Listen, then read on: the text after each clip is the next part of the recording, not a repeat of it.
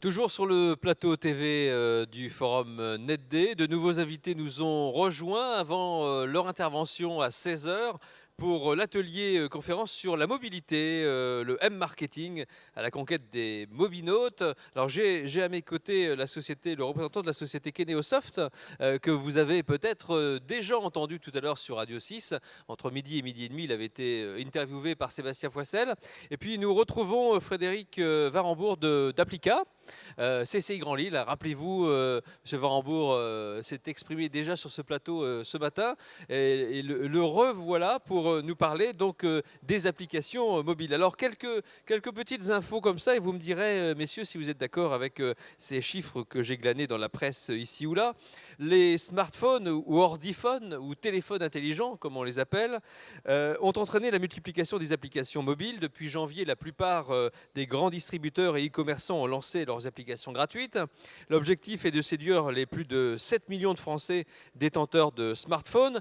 64% des détenteurs d'iPhone téléchargent au moins une application par mois, sachant que la durée de vie moyenne d'une application sur mobile est de 30 jours. Sur l'App Store, et alors je n'ai plus votre nom, monsieur Keneosoft, mais on n'a pas eu le temps voilà, monsieur Maillot, voilà, nous le disait tout à l'heure sur Radio 6, sur l'App Store, il y a déjà plus de 180 000 applications qui sont disponibles et 50 000 sur Android. 7 milliards d'applications ont été téléchargées en 2009, c'est quand même considérable. Ça veut dire que c'est un sujet dont il faut se préoccuper, dont les entreprises, petites ou grandes entreprises peuvent déjà s'emparer. On a eu le témoignage tout à l'heure de Chantal Frotté, la directrice commerciale de Nausicaa, le Centre national de la mer, qui a lancé son application Jomo, le bébé manchot, une application qui a déjà été téléchargée 156 000 fois en 2 mois, je crois. C'est assez considérable. Donc ça marche et on a besoin donc de concepteurs comme vous, Keneosoft, pour bien sûr avancer dans cette voie-là. Mais est-ce qu'une application mobile, ça vient en complément ou à la place d'un blog, d'un site internet? C'est un outil en plus complémentaire? Est-ce que c'est pas un gadget aussi peut-être? Alors, ça peut être les deux, et l'exemple de Nausicaa est très parlant. Nausicaa, ils ont un site internet, on peut consulter le programme, les différentes animations proposées par Nausicaa, et eux ont choisi de développer une application finalement pour créer le buzz, faire parler de Nausicaa, faire venir les clients. Donc là je dirais que c'est en complément, en parallèle, complètement indépendant de ce qui est fait sur d'autres médias. Et d'ailleurs, grand succès, oui. Alors que Nausicaa a un rayonnement régional, touristique, oui. mais on va dire pas national, 140 000 ou 155 000, là, 000 ouais. Gros succès. On a des enseignes par contre qui utilisent le mobile comme média vraiment complémentaire à ce qu'ils proposent. Donc on a des enseignes qui font du M-commerce, donc ils font déjà du commerce sur des points de vente, sur Internet, et le mobile, de par le fait que le client l'a tout le temps dans sa poche, que c'est un média très personnel, permet de toucher plein d'autres clients qui n'auraient peut-être pas été clients par les canaux traditionnels. Donc mais ça renvoie, une application renvoie forcément toujours ensuite sur le site internet marchand. Pas forcément. Non, on a des applications qui peuvent vivre d'elles-mêmes. Qui vivent en autonome. Ouais.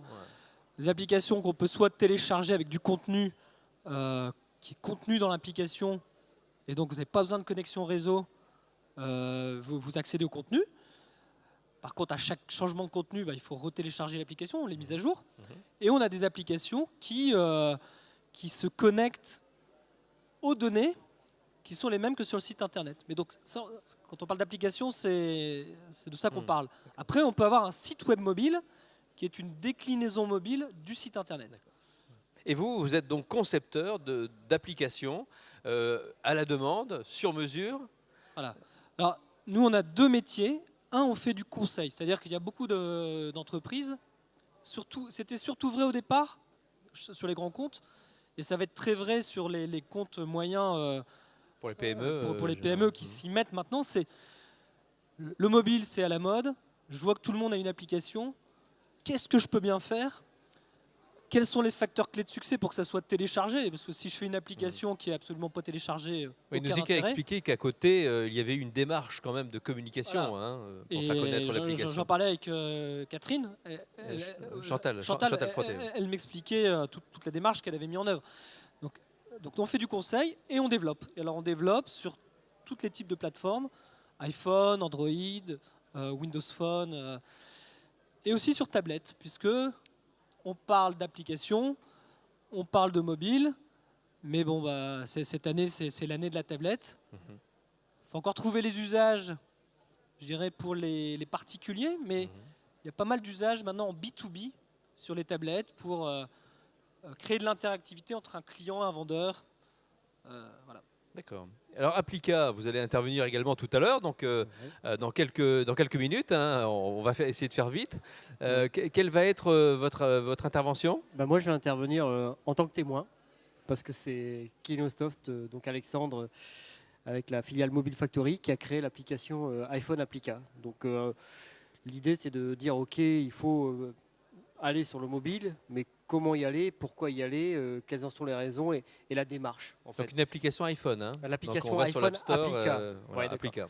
Par rapport à ce que vous disiez tout à l'heure, l'App Store est devenu, du fait du marché des applications, la plus grande boutique e-commerce au monde. D'accord, vous serez donc témoin.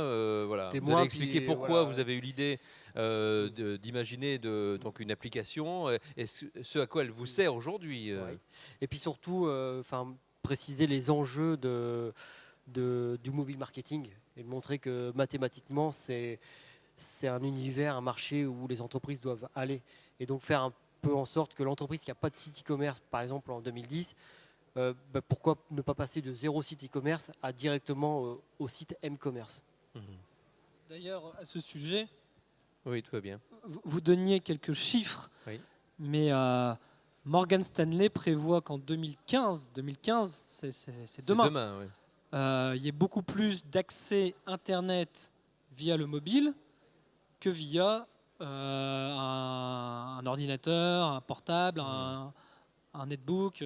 Oui, parce que la progression, c'est un véritable enjeu. Voilà, le nombre de smartphones ne cesse d'augmenter, de mobiles, la vente des mobiles marche terriblement. Selon Ericsson, il y a 5 milliards de téléphones mobiles dans le monde.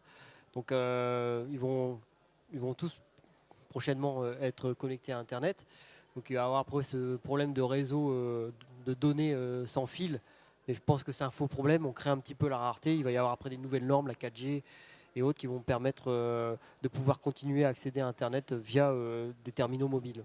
Messieurs, merci. Le M-Marketing à la conquête des mobinautes, c'est dans 2 minutes. Merci. Je vous laisse rejoindre la salle de conférence. Merci d'être passé par ce plateau télé.